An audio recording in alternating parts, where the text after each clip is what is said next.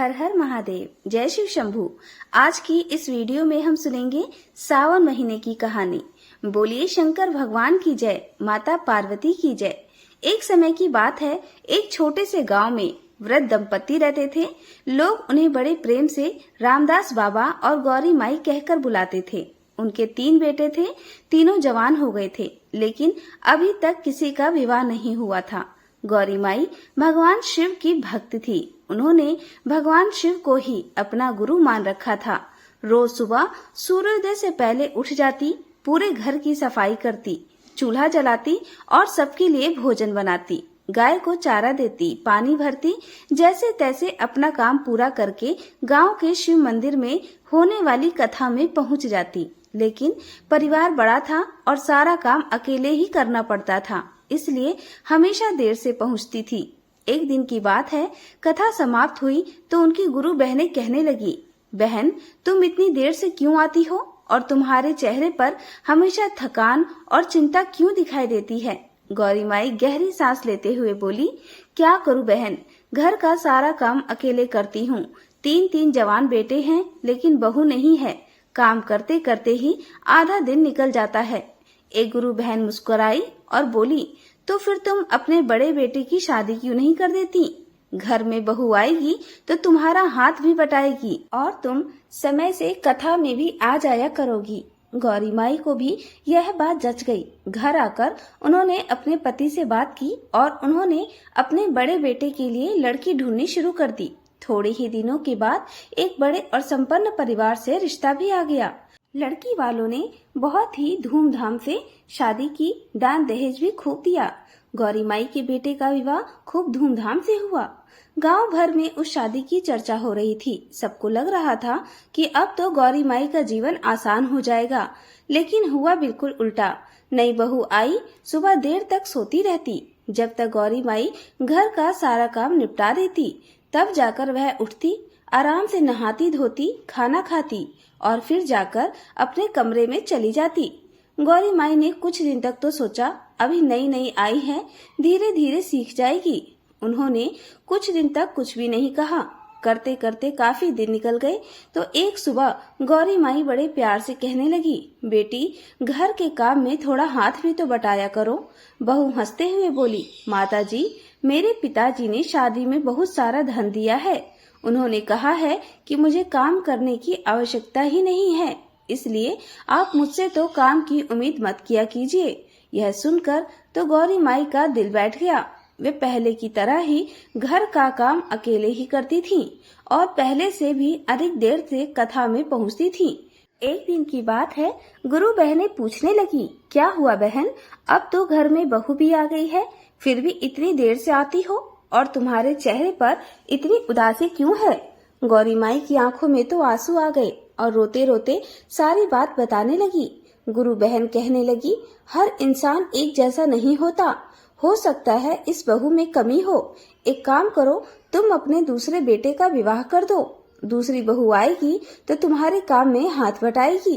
गौरी माई ने मन में भगवान शिव का नाम लिया और सोचने लगी, हाँ यह भी सही है, दूसरी बहू आएगी पहले की तरह थोड़ी होगी, मेरा काम में हाथ भी बटाएगी। वे दूसरे बेटे के विवाह की तैयारी करने लगी। इस बार भी रिश्ता एक बहुत ही धनवान परिवार में तय हुआ। लड़की के पिता को अपनी दौलत पर बड़ा अभिमान था। शादी के समय उन्होंने खूब दान दहेज दिया। पूरे गांव में चर्चा होने लगी। लगता है इस बार तो गौरी माई के घर पर लक्ष्मी जी की कृपा हुई है। घर में धन ही धन हो गया है। लेकिन किसी ने ठीक ही कहा है, धन से घर बनता है पर संस्कार से परिवार बनता है। शादी के कुछ दिन बाद दूसरी बहू भी ससुराल आ गई और शुरू में तो बड़ी मीठी मीठी बातें करती थी। गौरी माई ने सोचा, चलो इस बार तो भगवान ने मेरी सुन ली। लेकिन कुछ ही दिनों में उसका भी असली चेहरा सामने आने लगा। एक सुबह पहली बहू दूसरी बहू से कह रही थी, देख बहन, हमें काम करने की कोई आवश्यकता नहीं है। हमारे पिताजी ने इतना धन जो दिया है, मैंने तो साफ साफ कह दिया है। मेरे मायके वालों ने इतना दहेज दिया है, मुझे काम करने की आवश्यकता नहीं है। मुझसे तो काम करने के बारे में कहना ही मत। दूसरी बहू भी मुस्कुराकर बोली, अरे दीदी, आपके पिताजी ने जितना दिया होगा उससे दुगना तो मेरे पिताजी ने दिया है। अगर आप 2 साल काम नहीं करेंगी तो मैं 4 साल तक भी हाथ नहीं लगाऊंगी। इतना कहकर दोनों जोर जोर से हंसने लगी। गौरी माई रसोई में खड़ी सब सुन रही थी। उनकी आंखें भर आईं। अब तो घर का काम पहले से भी ज्यादा बढ़ गया था। सुबह से रात तक बस काम ही करती रहती।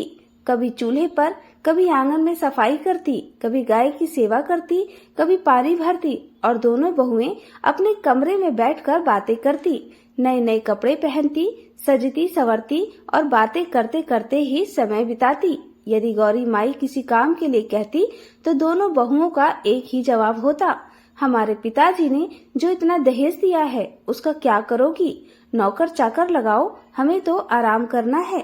धीरे धीरे गौरी माई का शरीर भी जवाब देने लगा था।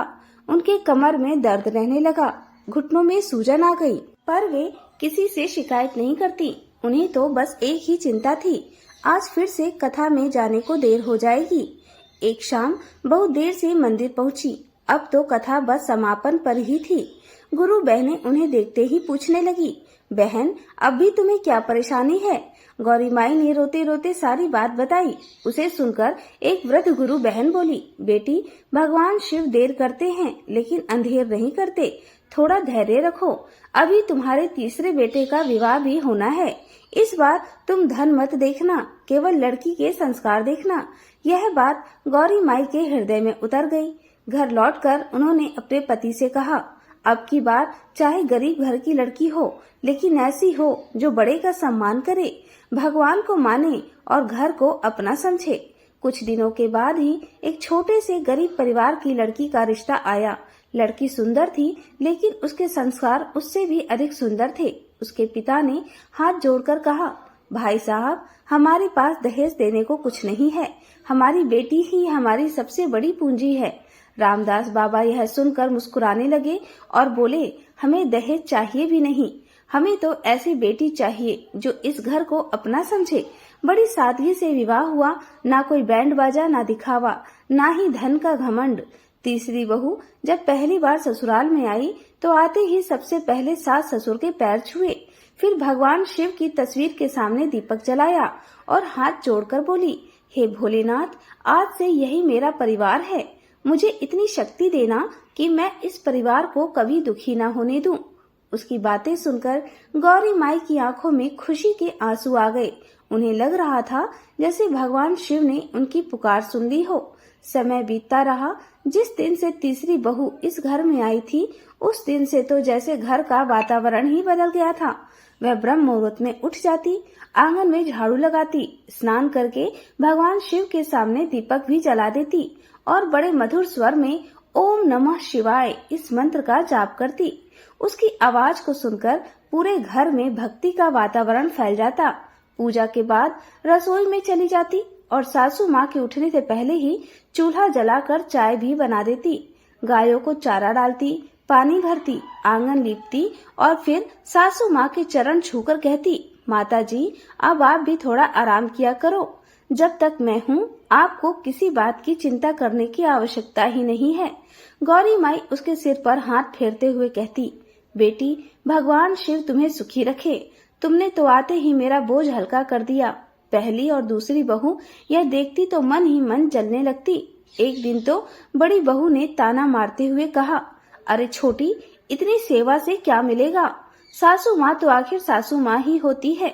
छोटी बहू ने कहा, दीदी सेवा कभी व्यर्थ नहीं जाती, बड़ों का आशीर्वाद ही सबसे बड़ा धन होता है। इतना सुनकर दोनों बहुओं का चेहरा उतर गया। अब तो गौरी माई रोज समय से कथा में जाने लगी। मंदिर पहुँचते ही गुरु बहनें मुस्कुराकर कहती, देखो आज हमारी गुरु बहन हमसे भी पहले आ गई है। गौरी माई हंसते हुए कहती, यह सब मेरी छोटी बहू की वजह से होता है, उसने तो आते ही मेरा जीवन बदल दिया। सब ने भगवान शिव का धन्यवाद दिया। उधर कैलाश पर्वत पर बैठे भगवान भोलेनाथ सब देख रहे थे।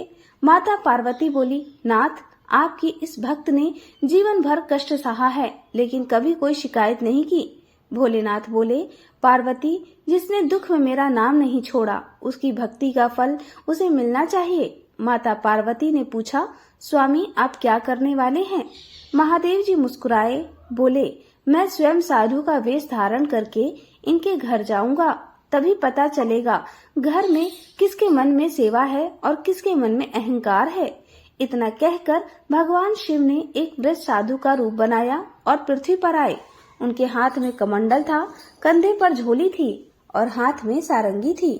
दूसरे दिन गांव में एक बड़ा पर्व था। गौरी माई ने अपनी छोटी बहू से कहा, बेटी आज त्योहार का दिन है, मैं तुम्हें साथ लेकर नदी स्नान चलती हूँ। छोटी बहू भी चल दी, लेकिन बड़ी और मझली बहू ने बहाना बना दिया, हम नहीं जाएंगे। गौरी माई ने भी जबरदस्ती नहीं की, क्योंकि उन्हें पता था यह मानेगी नहीं। वे छोटी बहू को साथ लेकर नदी स्नान को चली गई। यही अवसर देखकर भगवान शिव साधु का रूप धारण करके उनके द्वार पर आकर बैठ गए और सारंगी बजानी शुरू कर दी। सारंगी की मधुर धुन पूरे आंगन में गूंजने लगी। आवाज सुनकर बड़ी और मझली बहू झुंझुलाती हुई बाहर आई और गुस्से में बोली, ए बाबा, यहाँ क्यों बैठे हो? जाओ यहाँ से, कहीं और जाकर बजाओ, हमारा सिर मत खाओ, मेरे सिर में तो पहले ही दर्द हो रहा है। साधु मुस्कुरा कर बोले, बेटी बहुत दूर से आया हूँ, कई दिनों से भूखा हूँ, अगर 2 रोटी मिल जाए तो भगवान तुम्हारा भला करेंगे। दोनों बहुओं का अहंकार तो 7वें आसमान पर था। मंझली बहू अपमान करते हुए बोली, हम तुम्हारी नौकरानी है क्या? जाओ यहाँ से, जल्दी जाओ। साधु बड़े प्रेम से कहने लगे, बेटी भूखे को भोजन कराना तो सबसे बड़ा पुण्य होता है।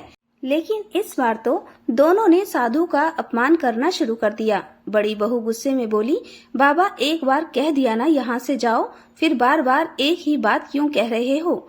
मंझली भी बोली, हमने आज तक अपने पति के लिए रोटी नहीं बनाई, सास के लिए रोटी नहीं बनाई, और तुम चाहते हो कि हम तुम्हारे लिए चूल्हा जलाएं और रोटी बनाएं।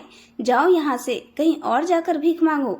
दोनों की कठोर बातें सुनकर भी वृद्ध साधु शांति से बैठे रहे। एक बार फिर से बोले, बेटी मैं तो केवल 2 सूखी रोटी मांग रहा हूँ। भूखे को भोजन कराने से किसी का धन कम नहीं होता, बल्कि ईश्वर की कृपा ही बढ़ती है। लेकिन कहते हैं ना, अहंकार मनुष्य की बुद्धि पर पर्दा डाल देता है। बड़ी बहू ने पास पड़ी झाड़ू उठाई और साधु की ओर करते हुए बोली, अगर अभी नहीं गए तो इसी झाड़ू से मार मार के भगा दूंगी। मंझली भी बोली, दोबारा इस घर के सामने दिखाई मत देना। इतना सुनना था, साधु धीरे धीरे खड़े हो गए। उनके चेहरे पर अब मुस्कान नहीं थी। उन्होंने अपनी आंखें बंद की और ओम नमः शिवाय का जाप करने लगे। अपने कमंडल से थोड़ा सा जल अपनी हथेली पर लिया और गंभीर स्वर में बोले, जिस घर में अतिथि का अपमान होता है, जहाँ सेवा का मूल्य नहीं है, अहंकार का राज होता है, वहाँ सुख अधिक दिनों तक नहीं टिकता। लेकिन दोनों बहुएं थी कि हंसे जा रही थी। बड़ी बहू बोली, अरे बाबा डराने की कोशिश मत करो। साधु बाबा ने बिना क्रोध किए कमंडल का जल दोनों पर छिड़क दिया। जैसे ही कमंडल का जल उनके शरीर पर पड़ा, चारों ओर तेज प्रकाश फैल गया। आकाश में बादल गरजने लगे और तेज हवा चलने लगी। दोनों बहुओं के शरीर कांपने लगे और वह चीखने लगी, यह हमें क्या हो रहा है? हमें कोई बचाओ। देखते ही देखते उन दोनों का रूप बदलने लगा था। हाथ पैर भारी हो गए, चेहरा विकृत होने लगा। दोनों सुंदर स्त्रियां भैंस बनकर आंगन में खड़ी थी। उनकी आवाज भी अब इंसानों जैसी नहीं थी, वे अब ब्रह्मा रही थी। यह दृश्य देखकर पड़ोसी भी दौड़े दौड़े आए। पूरा गांव वहीं पर इकट्ठा हो गया। सभी एक दूसरे का मुंह देख रहे थे। किसी की समझ में कुछ भी नहीं आया। उधर वह साधु शांत भाव से वहां से चले गए। किसी ने उन्हें रोकने की हिम्मत भी नहीं की। थोड़ी देर के बाद गौरी माई और छोटी बहू गंगा स्नान करके घर आईं और घर के बाहर भीड़ देखकर घबरा गईं। उन्होंने देखा आंगन में 2 भैंस बंधी हैं। बड़ी और मझली बहू कहीं पर भी दिखाई नहीं दे रही। गौरी माई ने घबराकर पूछा, क्या हुआ है और मेरी बहुएं कहाँ हैं? तभी गांव के एक बुजुर्ग ने पूरी घटना बता दी। एक साधु भोजन मांगने आए थे, तुम्हारी दोनों बहुओं ने बहुत अपमान किया। साधु ने कमंडल का जल छिड़का और दोनों भैंस बन गई। यह सुनते ही तो गौरी माई के पैरों तले जमीन खिसक गई। लेकिन छोटी बहू ने धैर्य से उनका हाथ थाम लिया और बोली, माँ जी घबराइए मत, मुझे पूरा विश्वास है वह कोई साधु साधारण नहीं थे। अवश्य ही वह भगवान शिव हमारी परीक्षा लेने आए होंगे। गौरी माई की आंखों से तो आंसू बह रहे थे। हाथ जोड़कर बोली, यदि वे सचमुच भोलेनाथ थे तो मैं उन्हें ढूंढ कर ही रहूंगी, चाहे पूरे जंगल की खाक ही क्यों न छाननी पड़े। इतना कहकर वे तो साधु की खोज में निकल गईं। गौरी माई नंगे पैर गांव की पगडंडियों पर दौड़ी जा रही थी। आंखों से आंसू बह रहे थे और होठों पर बस एक ही नाम था, हे भोलेनाथ, हे गुरुजी, मुझे एक बार दर्शन तो देते जाते। छोटी बहू भी पीछे पीछे गांव के बाहर एक पुराने बरगद के पेड़ के नीचे साधु शांत भाव से बैठे सारंगी बजा रहे थे। गौरी माई ने जैसे ही उन्हें देखा दौड़कर उनके चरणों में गिर गई और रोते हुए बोली, बाबा, मेरी बहुओं से बहुत भूल हो गई है, वे तो अज्ञानी हैं, उन्हें क्षमा कर दो। साधु ने शांत स्वर में पूछा, माई, उन्होंने तब मेरा अपमान किया है, फिर तुम उनके लिए माफी क्यों मांग रही हो, विनती क्यों कर रही हो? गौरी माई हाथ जोड़कर बोली, बाबा, वे मेरी बहुएं नहीं, मेरी बेटियां भी हैं। बेटियों से गलती हो ही जाती है तो माँ उन्हें छोड़ तो नहीं देती। अगर मैं इसी रूप में रही तो मेरा परिवार बिखर जाएगा। साधु बोले, उन्होंने तुम्हारी कभी सेवा नहीं की, कभी तुम्हारा सम्मान नहीं किया, फिर भी तुम उनके लिए रो रही हो। गौरी माई बोली, सेवा करे ना करे इससे मेरा धर्म थोड़े ही बदलता है। मैं सास हूँ उनकी, माँ हूँ उनकी, उनका बुरा कैसे चाह सकती हूँ? यदि उन्हें दंड मिल गया तो मेरे बेटे जीवन भर दुखी रहेंगे, मैं उन्हें दुख में कैसे देखूंगी? इतना सुनना था, साधु के चेहरे पर मुस्कान आ गई। उसी समय छोटी बहू भी आगे आई। उसने कहा, बाबा जी, मनुष्य तो भूल हो ही जाती है, यदि दंड के साथ क्षमा ना मिले तो संसार में सुधार कैसे होगा? साधु कुछ देर तक मौन रहे, आंखें बंद की। अचानक चारों ओर एक दिव्य प्रकाश फैला। बरगद के पत्ते अपने आप हिलने लगे, हवा में सुगंध फैल गई, सारंगी की धुन भी रुक गई। गौरी माई ने सिर उठाया तो देखा कोई साधारण साधु नहीं थे, उनके सिर पर जटाजूट था। जटाओं से माँ गंगा बह रही थी, माथे पर अर्धचंद्र था, गले में सर्प लिपटा था, शरीर पर भस्म, हाथ में त्रिशूल और डमरू थे। सामने स्वयं भगवान शिव विराजमान थे। गौरी माई और छोटी बहू भाव विभोर होकर भूमि पर लेट गई। महादेव जी ने बड़े प्रेम से कहा, तुम्हारी भक्ति और तुम्हारा दयालु हृदय देखकर मैं बहुत प्रसन्न हूँ। हे माई, अहंकार मनुष्य का सबसे बड़ा शत्रु है। तुम्हारी दोनों बहुओं को अपने धन और दहेज पर अहंकार हो गया था, इसलिए उन्हें कर्मों का ही फल मिला है। लेकिन तुम्हारी करुणा ने मेरे हृदय को पिघला दिया है। जो दूसरे की गलती पर भी क्षमा मांगता है, वही वास्तव में मेरा सच्चा भक्त कहलाता है। उन्होंने अपने कमंडल से थोड़ा सा पवित्र जल निकाला और गौरी माई को देते हुए कहा, जाओ अपने गांव के शिव मंदिर में जाकर शिवलिंग का जल इसमें मिला लेना, फिर यह जल दोनों बहुओं पर छिड़क देना, वे अपने पुराने रूप में लौट आएंगी। गौरी माई ने दोनों हाथों से कमंडल का जल ग्रहण किया, बारंबार भगवान शिव के चरणों में सिर झुकाने लगी। जब उन्होंने दोबारा ऊपर देखा तो न बरगद था, न बरगद के नीचे साधु थे और न ही कोई दिव्य प्रकाश था। केवल ओम नमः शिवाय की मधुर ध्वनि चारों ओर गूंज रही थी। गौरी माई समझ गई, आज स्वयं गुरु भगवान शिव उनके घर की परीक्षा लेने आए थे। भगवान शिव का दिया जल लेकर सीधे गांव के प्राचीन मंदिर में गई। मंदिर में प्रवेश करते ही उनकी आंखों में आंसू बहने लगे। उन्होंने शिवलिंग के पास दीपक जलाया और हाथ जोड़कर बोली, हे मेरे गुरुदेव भोलेनाथ, आज मेरी लाज आपके हाथ में है, मेरी परिवार को बिखरने से बचा लेना। श्रद्धा पूर्वक शिवलिंग का अभिषेक किया और वहीं से थोड़ा सा पवित्र जल कमंडल के जल में मिला लिया। गौरी माई और छोटी बहू जल्दी जल्दी घर गई। आंगन में दोनों भैंसें उदास खड़ी थी, उनकी आंखों से भी आंसू बह रहे थे, मानो उन्हें अपने किए पाप का एहसास हो गया हो। गांव में बहुत से लोग चमत्कार देखने वहां इकट्ठा हो गए। गौरी माई ने भगवान शिव का स्मरण किया और भैंसों पर शिवलिंग का पवित्र जल छिड़क दिया। जैसे ही जल की बूंदें उनके शरीर पर गिरी, चारों ओर दिव्य प्रकाश फैला। कुछ ही क्षणों में दोनों भैंसों का रूप बदलने लगा। देखते ही देखते वे अपने मानव रूप में आ गईं। दोनों बहुएं कांपती हुई गौरी माई के चरणों में गिरी और बोली, माँ जी, हमें क्षमा कर दो, हमने धन का घमंड किया, आपका अपमान किया, एक भूखे साधु को भोजन तक नहीं दिया। आज हमारी समझ में आ गया है कि अभिमान ही मनुष्य का सबसे बड़ा शत्रु होता है। गौरी माई ने दोनों को उठाकर गले से लगा लिया और बोली, बेटी, गलती करना बुरी बात नहीं, गलती मान लेना सबसे बड़ी बात होती है। आज से इस घर में कोई भी किसी से ऊंचा नीचा नहीं होगा।